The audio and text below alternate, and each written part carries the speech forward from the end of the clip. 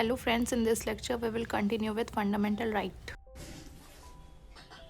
Hello friends, in this lecture we will continue with the with the fundamental rights. Okay, so fundamental rights हमारा part third, ठीक है, part third 12 to 35 के under आता है. ठीक है, तो हम लोग इस यहाँ से स्टार्ट करेंगे और वन बाय वन आर्टिकल को कवर करते जाएंगे. ठीक है, तो आज हम लोग पढ़ेंगे आर्टिकल 12. ठीक है, what is written in article 12. ठीक है, उससे पहले हम लोग को ये समझना होगा कि हमारे जो फंडामेंटल राइट्स होते हैं वो जस्टिशिएबल होते हैं, meaning they are enforceable by law. ठीक है, कि अगर हमारे फंडामेंटल राइट्स का कोई भी वॉयलेशन होता है, ठीक है, तो person can directly approach to court. और कौन से कोर्ट में जा सकते हैं? हाई कोर्ट में जा सकते हैं डायरेक्टली, या सुप्रीम कोर्ट में जा सकते हैं. ठीक है, अगर हमारे फंडामेंटल राइट्स का वॉयलेशन होता है. ठीक है, these rights are guaranteed by the constitution, protected by the judiciary, and also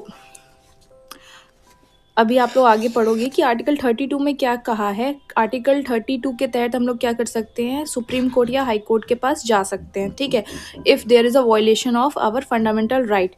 ठीक है, तो आर्टिकल 32 को क्या कहते हैं? Heart and soul of our constitution. ठीक है, हमारे कॉन्स्टिट्यूशन का हार्ट एंड सोल है. डॉक्टर BR अम्बेडकर जी ने इसको ये कहा है, because it provide the remedies for the enforcement of fundamental right. ठीक है, आर्टिकल 32 में क्या लिखा है? रेमेडीज़ है. ठीक है, हमारे फंडामेंटल राइट के इन्फोर्स करने के लिए.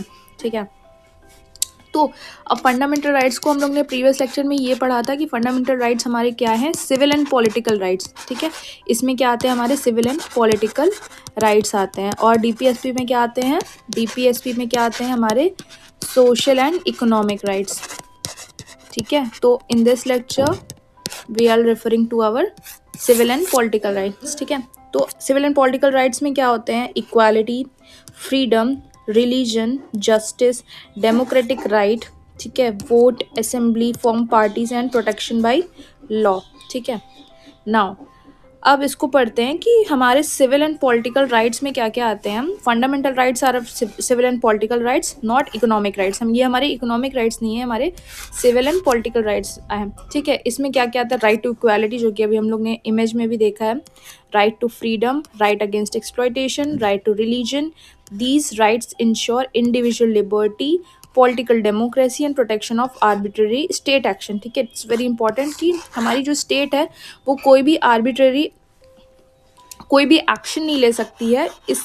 ठीक है, अगर कोई भी एक्शन लेती है तो उसके अगेंस्ट में हमारे पास क्या है? फंडामेंटल राइट्स हैं, जो कि इन्फोर्सिएबल बाय कोर्ट्स हैं. ठीक है, अगर हमारे फंडामेंटल राइट्स का कोई भी हनन होता है तो हम लोग डायरेक्टली सुप्रीम कोर्ट या हाई कोर्ट जा सकते हैं under article 32. Okay, fundamental rights are influences against the state. It is very important, जो हमारे फंडामेंटल राइट्स होते हैं ना, वो अगेंस्ट द स्टेट होते हैं. ठीक है, स्टेट के अगेंस्ट ही हमारे फंडामेंटल राइट अगर कोई भी वॉयलेशन होता है तो हम लोग सुप्रीम कोर्ट या हाई कोर्ट जा सकते हैं. लेकिन अगर मान लीजिए कोई पर्सन है, पर्सन A है, ठीक है, और ये पर्सन B है, ठीक है, और ये प्राइवेट इंडिविजुअल है, ठीक है, ये भी प्राइवेट इंडिविजुअल है, तो इसके बीच में क्या होगा?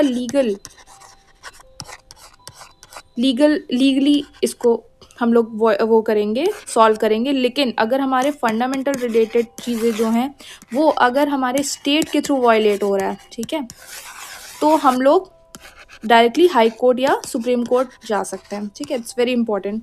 ठीक है, तो ये हमारी जो स्टेट अगेंस्ट द स्टेट है, हमारे फंडामेंटल राइट क्या है? वो अगेंस्ट द स्टेट है. ठीक है, नॉट द प्राइवेट पर्सन. ठीक है, rights against the state, not against the private person. Okay, fundamental right are mainly available against the state, not private individual.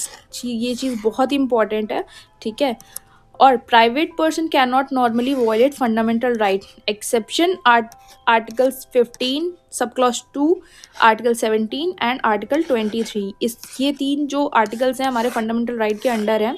ठीक है, इसको हमारा प्राइवेट मेंबर भी वॉयलेट कर सकता है. ठीक है, बट उसके अगेंस्ट हम लोग सुप्रीम कोर्ट या हाई कोर्ट नहीं जाएंगे, हम लोग उसमें जो हमारे डिस्ट्रिक्ट कोर्ट्स होंगे या लीगली इसको प्रोसीड करेंगे, ठीक है, उनके खिलाफ जो कि है एफआईआर होगा या जो भी चीज़ें होंगी, इसका एग्जांपल मैं आपको आगे आने वाले लेक्चर्स में बताऊंगी।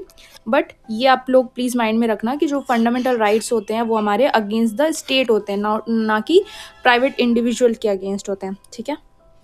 अब आप इसमें ये देख सकते हो कि जो फंडामेंटल राइट है उसको मैग्ना कार्टा कहते हैं। इसके प्रीवियस लेक्चर में हमने ये चीज़ समझाई है कहाँ से लिया गया है, ठीक है। और ये हम लोग ने लिया गया है, इसका सोर्स क्या है, USA bill of rights. USA में बिल ऑफ राइट्स लाया गया था, उस चीज़ से हम लोग ने इसको लिया है। फंडामेंटल राइट हमारा पार्ट 3 में आता है under article 12 to 35। Okay, so now moving on with we will today study what is article 12, ठीक है। हमारा आर्टिकल 12 क्या है, ठीक है। पार्ट 3 ऑफ द कॉन्स्टिट्यूशन में क्या है, fundamental rights are mention in part 3 of the constitution covered article 12 to 32, ठीक है। आर्टिकल 12 and 32, ठीक है। 12 क्या है, स्टेट डिफाइन करता है, और राइट्स टू कॉन्स्टिट्यूशनल रेमेडीज। आपको एक बहुत इंपॉर्टेंट चीज़ बताती हूँ, इसमें ये क्यों लिखा गया है कि हमारे फंडामेंटल राइट्स 12 to 32 हैं, ठीक है। 12 से लेके यूजुअली तो 35 होते हैं, बट इसमें ऐसा क्यों लिखा है, क्योंकि जो 12 से लेके 32 है, ठीक है, 12 से लेके 31 तक के जितने भी हमारे फंडामेंटल राइट्स हैं, अगर उनका वायलेशन होता है तो हम लोग आर्टिकल 32 के तहत सुप्रीम कोर्ट या हाई कोर्ट जा सकते हैं, ठीक है। लेकिन जो आर्टिकल 33, 34 एंड 35 है, ये हमारे जस्टिशिएबल राइट्स नहीं है। अगर इसका वायलेशन होता है तो हम लोग सुप्रीम कोर्ट या हाई कोर्ट नहीं जा सकते। ये बहुत ही इंपॉर्टेंट पॉइंट है, प्लीज़ इसको अंडरस्टैंड करना, ठीक है। इसी वजह से इसका आर्टिकल 32 को रखने का ये रीज़न है, ठीक है। आर्टिकल 32 में राइट टू कॉन्स्टिट्यूशनल रेमेडीज़ इसी वजह से इन द मिड रखा गया है। चाहते तो ये आर्टिकल 35 में भी रख सकते थे, ठीक है, आर्टिकल 35 में भी रख सकते थे, बट आर्टिकल 32 में रखने का यही रीज़न था क्योंकि 12 से लेके 31 के जितने भी राइट्स हैं वो backed by the constitutional remedies हैं अंडर आर्टिकल 32, ठीक है। आर्टिकल 33, 34 एंड 35 नहीं है, ठीक है। नाउ मूविंग ऑन, इसमें हमने स्टेट को डिफाइन किया है। स्टेट में अब इसमें क्या पढ़ेंगे हम लोग, आर्टिकल 12 में एक्चुअली है क्या, ठीक है। आर्टिकल 12 में हम लोग ने क्या पढ़ी है कि fundamental rights are against the state, ठीक है। तो अब स्टेट होता क्या है, ठीक है, स्टेट को हम लोग डिफाइन क्या करते हैं, स्टेट के अंदर क्या क्या आते हैं, तो वो चीज़ हमारे क्या डिफाइन हुई है आर्टिकल 12 में, ठीक है। नाउ आर्टिकल 12 में ये कहा जाता है state includes legislature, executive and local bodies other authorities, ठीक है। अब इसको एक एक करके समझते हैं। Legislature means union legislature.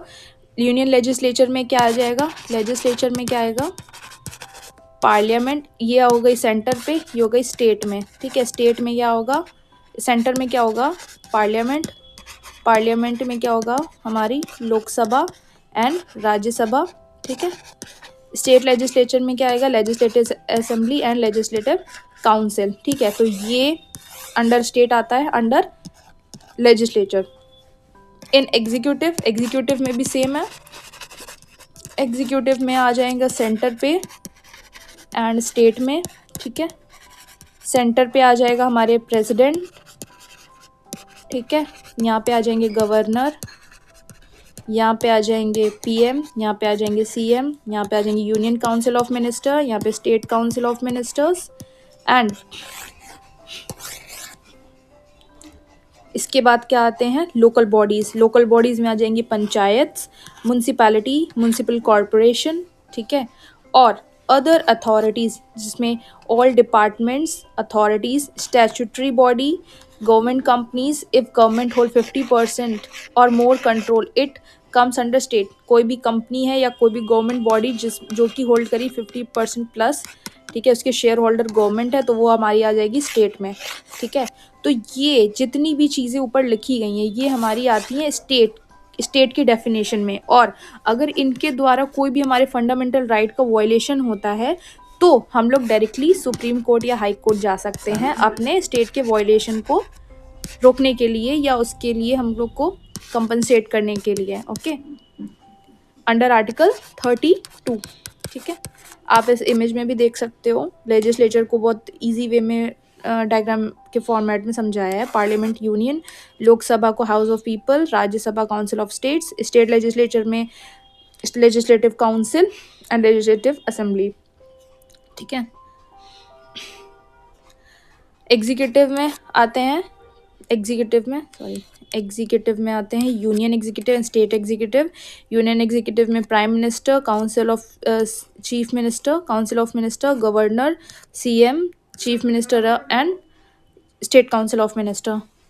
आप लोग इधर देख सकते हो। एग्जीक्यूटिव में president, prime minister, union council of minister. State executive में आते हैं governor, chief minister, state council of minister. फिर आते हैं लोकल बॉडीज, जैसे पंचायत, म्यूनसिपैलिटीज, म्यूनसिपल कॉरपोरेशन, ठीक है। तो ये हो गए हमारे article 12। Okay, so we will meet in the next lecture. Okay, और उसमें हम लोग पढ़ेंगे आर्टिकल 13, ठीक है। आर्टिकल 13 से हम लोग पढ़ेंगे, ठीक है। So thank you guys. That's all for this lecture.